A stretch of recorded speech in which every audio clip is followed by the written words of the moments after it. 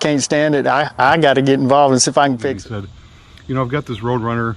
Would you be interested in putting it together if I just give you the whole system?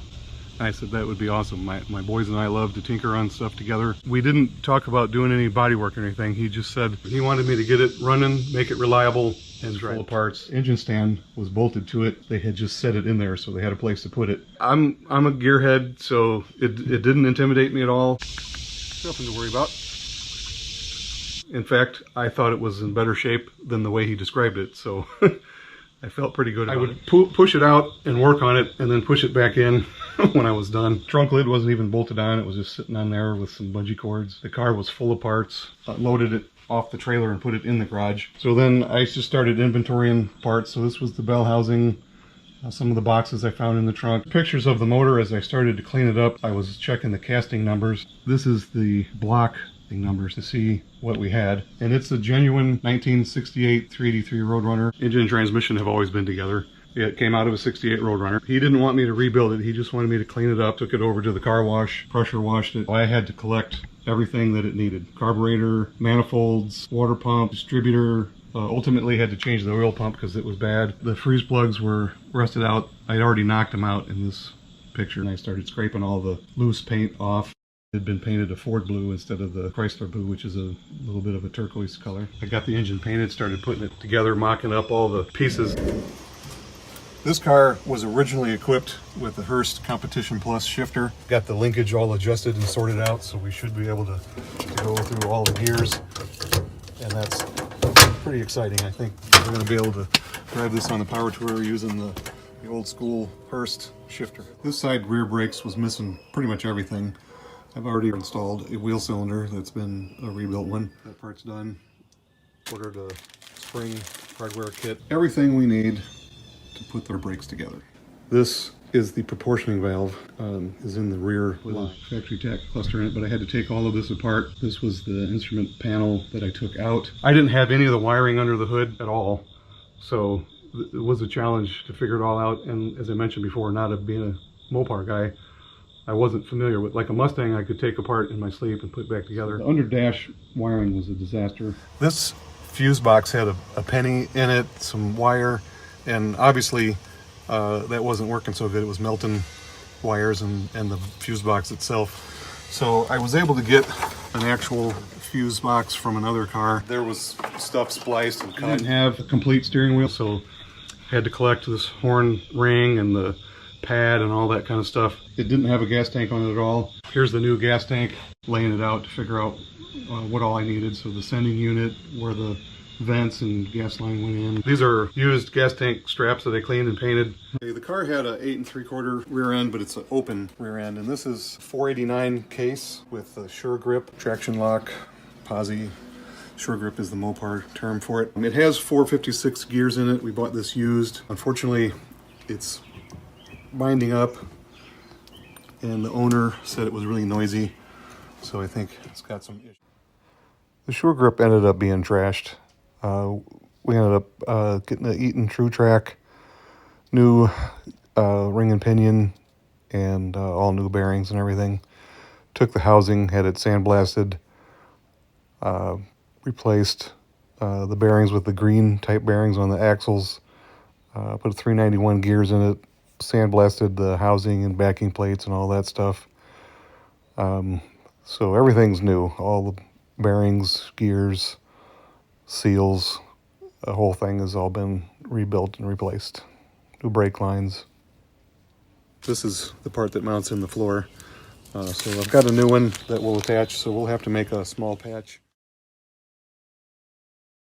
You can see the car's pretty straight. The grill that was bent, you can see stuff's kind of bent and mangled, and then on this side it was missing the headlight buckets and springs and adjusters. This was after I put the new grill, not new, but used grill, but the grill assembly and headlight buckets.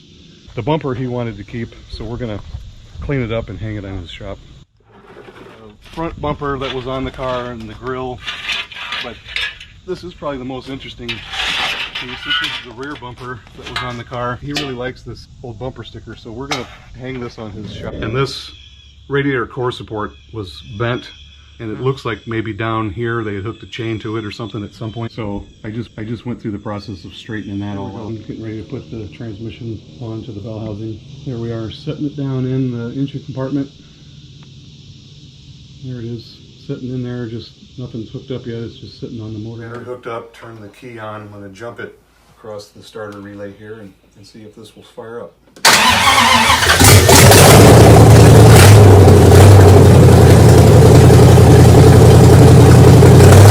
Blew the gasket out of the oil filter, the oil pump off. This is the pressure relief valve inside the oil pump, and there's a spring inside there that would control the pressure. But this valve is stuck inside the pump, so we were making extremely high pressure. It made a pretty big mess. So we're going to have to put a new oil pump on it. But once that's in, we should be able to fire this up.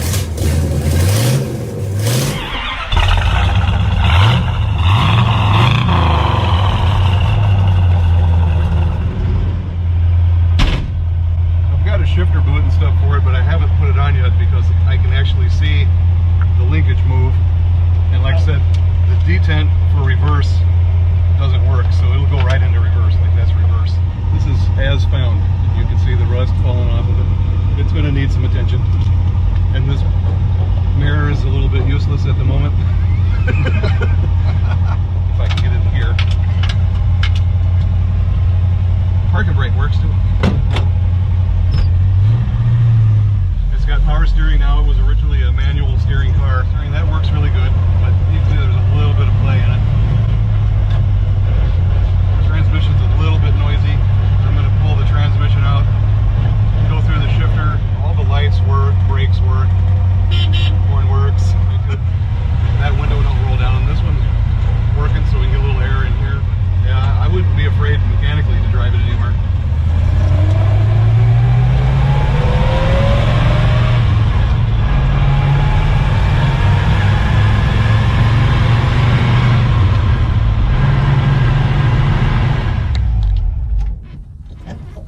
I went with it. That's okay. Let's walk around and look at the car. Oh, you got it. The quarter panels, at some point in its life, have had some filler. So there's some plastic filler in there, and there's some rust, as you can see. This one isn't real bad, but I would say it would need a whole skin probably, because it's dented. You can see there's a dent in the roof. This door is pretty mangled. It looks like at some point it caught on the fender. We found a grill that was not too bad. It's factory stuff. The original one was pretty mangled up and missing some parts, missing some of these little pieces. So again, mostly just trying to make the car complete. The bumper is a reproduction, but the parking lights and stuff are all the original. It was missing a lot of the little parking light things on the side here. So those again are reproduction. I've got somewhere they cut the original wire up in here, so that's the pigtail for this one. Antenna it's missing something. Yeah, so this hood Jerry had found and sent it with the car. Be very delicate opening it. You can see at some point somebody probably opened it with rusty hood hinges and broke it. It's a paint can restoration. But did put new shocks on, had to replace the bolts for the alignment, the eccentrics. A lot of that stuff was rusted solid. We did have to go through the whole brake system, the brake booster. I think the diaphragm inside was dry rotted and broke. Master cylinder was full of rust. As you can probably tell, most of this wiring has been replaced. It was missing pretty much everything under the hood. This is junction block that goes into the firewall for the car. Got a wiper motor. Yep, I got that to work. Update it with the 70 and up motor. Is again a 70 and up, so it's a little more modern with the electronics inside. Yeah, this is the distributor. It's electronic ignition, so it's eliminated the points, makes it a little bit more reliable. So Jerry found this radiator somewhere. I do not know, but it was actually too big for the car. So this steering gearbox, the power steering pump and brackets, all of that is original power steering stuff. The steering column is the original column, but the shaft inside the column had to be changed because the gearbox is taller on a power steering car. Jerry found that too. I don't know where he did, but that's all original. He actually cleaned that and painted it and sent it to me. Yeah, that's the Road Runner horn, and like I said, in '68 they didn't have any kind of logo on them. The '69 and later I think were purple, and they had the little Road Runner sticker, but it still makes that unique sound that they spent a lot of money on to get from, I think, Warner Brothers. So it's got factory manifolds. It does have a 3-inch exhaust all the way back.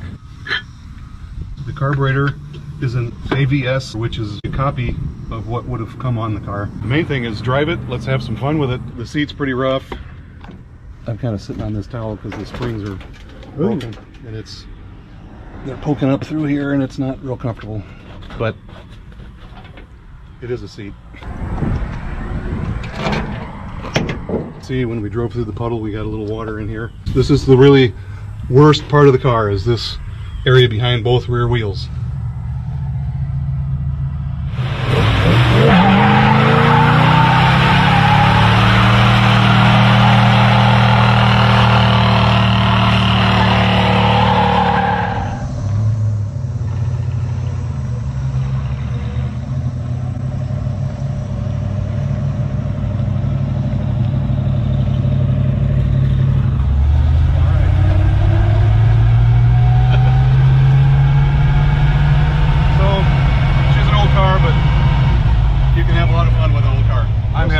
This is one of the things, when Jerry asked me to do it, that I look forward to. He said, you know, you can keep the car for a little while and drive it. And I said, great, I'm looking forward to that, because I like just experiencing the old cars.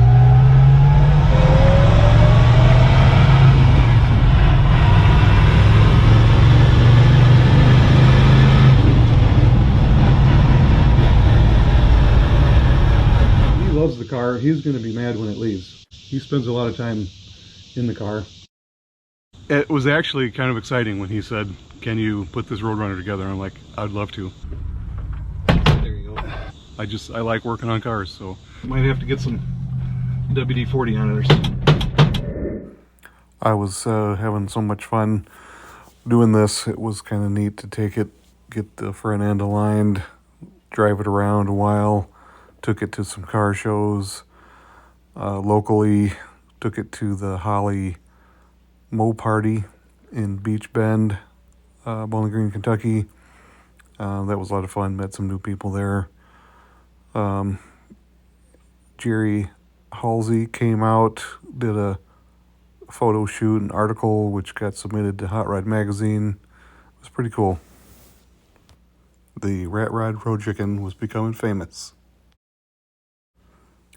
After getting back from some of the shows and some of those driving around, decided to switch it over to disc brakes. So we collected all the parts, rebuilt everything, and converted the drums to disc brakes. This was a great project. Got to really thank my friend, my brother, Jerry, for the opportunity. It was awesome. Jerry and I met up after I got done with it, somewhere on the other side of Memphis. We hauled it down there. Jerry met us with a trailer. We swapped it over to him. As you can see, it's now back in Texas, undergoing some more work, body work, and the Rat Rod Road Chicken is not so ratty anymore. So stay tuned. I may get down there someday, take a look at this thing as it's progressing. Anyway, thanks for watching. Stay tuned. We'll have some more updates on the Rat Rod Road Chicken. Thanks again.